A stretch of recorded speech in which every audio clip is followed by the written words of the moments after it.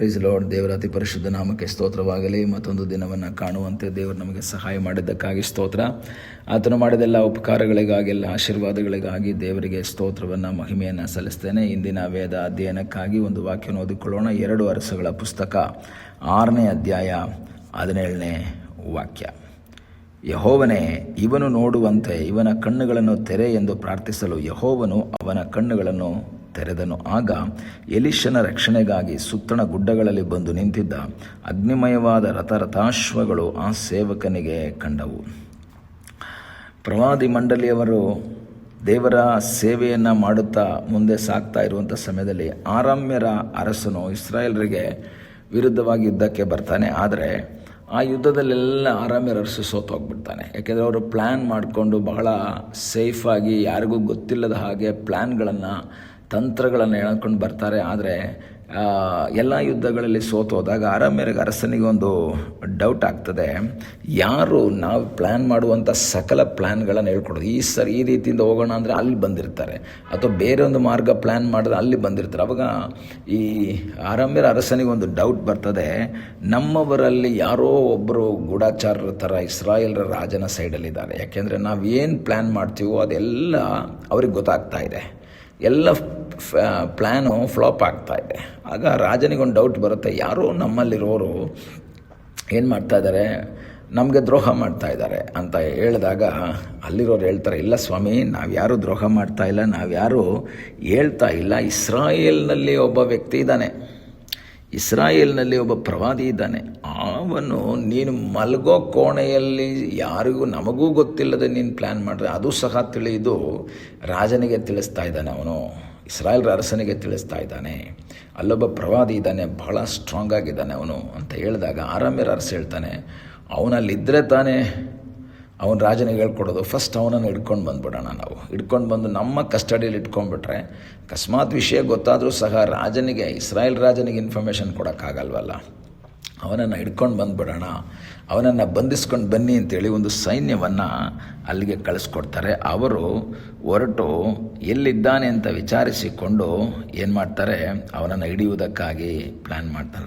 ರಥಾಶ್ವಗಳ ಸಹಿತ ಆ ಪಟ್ಟಣವನ್ನು ಮುತ್ತಿಗೆ ಹಾಕ್ತಾರೆ. ಆ ಒಂದು ಪಟ್ಟಣ, ಎಲೀಷಾ ಇರುವಂಥ ಸ್ಥಳವನ್ನು ಮುತ್ತಿಗೆ ಹಾಕ್ತಾರೆ. ಎಲ್ಲೂ ತಪ್ಪಿಸ್ಕೋಬಾರ್ದು. ರಾತ್ರಿನೇ ಬಂದು ಏನು ಮಾಡಿದ್ದಾರೆ, ಈ ಸ್ಥಳವನ್ನು ಸುತ್ತುವರೆದಿದ್ದಾರೆ, ಮುತ್ತಿಗೆ ಹಾಕ್ಬಿಟ್ಟಿದ್ದಾರೆ. ಅವ್ರಿಗೊಂದೇ ಒಂದು ಆಸೆ, ಈ ಎಲೀಷನನ್ನು ಹಿಡಿಬೇಕು. ಒಬ್ಬ ವ್ಯಕ್ತಿಯನ್ನು ಹಿಡಿಯುವುದಕ್ಕಾಗಿ ದೊಡ್ಡ ಸೈನ್ಯವೇ ಬಂದಿದೆ, ರಥಾಶ್ವಗಳೆಲ್ಲ ಬಂದಿದ್ದಾವೆ. ಈಗ ಅವನನ್ನು ಹಿಡಿಯುವುದಕ್ಕಾಗಿ ಪ್ಲ್ಯಾನ್ ಮಾಡ್ತಾ ಇದ್ದಾರೆ. ಆದರೆ ಬೆಳಗ್ಗೆ ಅವನ ಸೇವಕ ಹೊರಗೆ ಬರ್ತಾನೆ. ಹೊರಗೆ ಬಂದು ನೋಡಿಬಿಟ್ಟು ಯಜಮಾನಿಗೆ ಹೇಳ್ತಾನೆ, ಸ್ವಾಮಿ ಏನು ಮಾಡೋದು, ಶತ್ರುಗಳು ಬಂದುಬಿಟ್ಟಿದ್ದಾವೆ. ಆದರೆ ಎಲೀಷಾ ಭಯಪಡ್ತಾನೆ ಇಲ್ಲ.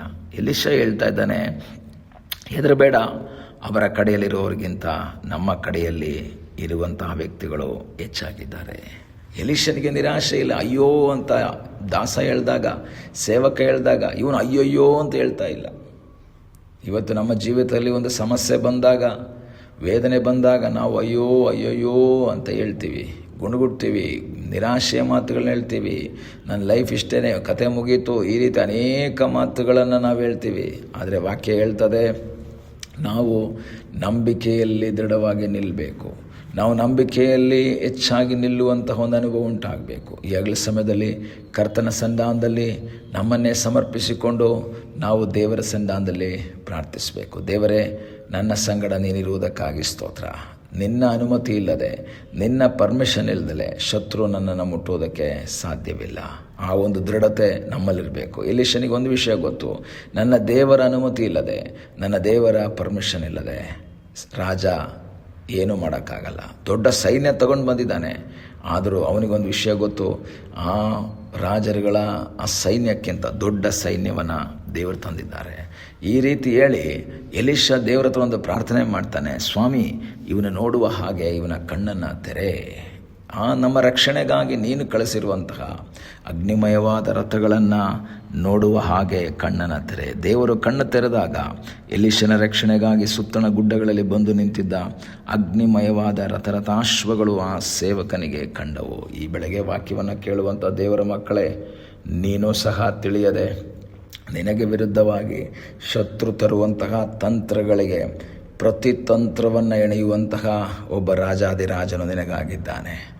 ನಿನ್ನನ್ನು ಸೇಫ್ ಮಾಡುವುದಕ್ಕಾಗಿ ಎಲೀಷಾ ರಾತ್ರಿ ಮಲಗಿದಾಗ ಇವರೆಲ್ಲರೂ ಪ್ಲ್ಯಾನ್ ಮಾಡಿದ್ರು ರಾತ್ರಿಯಲ್ಲೇ ಬಂದು ಸುತ್ತುವರೆದು ಬೆಳಗ್ಗೆ ಎದ್ದು ಹೊರಗೆ ಬರಬೇಕು, ಹಿಡಿದು ಬಿಡೋಣ ಅಂತ. ಆದರೆ ಎಲೀಷಾ ಮಲಗಿದ್ದಾನೆ, ಅವರು ನಿದ್ದೆ ಮಾಡಿದ್ರೆ ರಾತ್ರಿ ಬಂದಿದ್ದಾರೆ. ದೇವರು ಈ ಎಲೀಷನ ರಕ್ಷಣೆಗಾಗಿ ದೊಡ್ಡ ಸೈನ್ಯವನ್ನು, ಅಗ್ನಿಮಯವಾದ ರಥಗಳನ್ನು, ಕುದುರೆಗಳನ್ನು ದೇವರು ಪರಲೋಕದಿಂದ ಕಳಿಸಿದರೆ ನಿನ್ನನ್ನು ರಕ್ಷಿಸುವುದಕ್ಕಾಗಿ, ಶತ್ರುವಿನ ಕೈಯಿಂದ ನಿನ್ನನ್ನು ಬಿಡಿಸುವುದಕ್ಕಾಗಿ ಶಕ್ತನಾದ ಒಬ್ಬ ದೇವರಿದ್ದಾನೆ. ಆತನು ನಿನಗಾಗಿ ಅದ್ಭುತವನ್ನು ಮಾಡುವ ಸರ್ವಶಕ್ತನಾದ ಒಬ್ಬ ದೇವರಾಗಿದ್ದಾನೆ. ಈ ಬೆಳಗ್ಗೆ ಆ ಕರ್ತನ ಸನ್ನಿಧಾನದಲ್ಲಿ ಒಪ್ಪಿಸಿಕೊಟ್ಟು ಪ್ರಾರ್ಥಿಸಬೇಕು. ದೇವರೇ, ನೀನು ನನ್ನ ಜೀವಿತದಲ್ಲಿ ಮಾಡಿದಂತಹ ಎಲ್ಲ ಉಪಕಾರಗಳಿಗಾಗಿ ಸ್ತೋತ್ರ.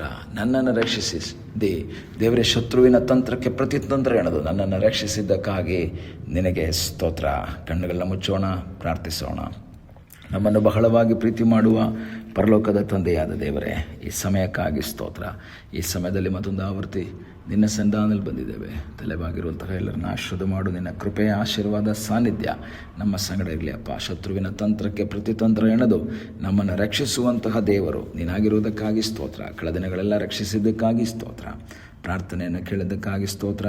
ಯೇಸುವಿನ ನಾಮದಲ್ಲಿ ತಂದೆಯೇ, ಆಮೇನ್. God bless you.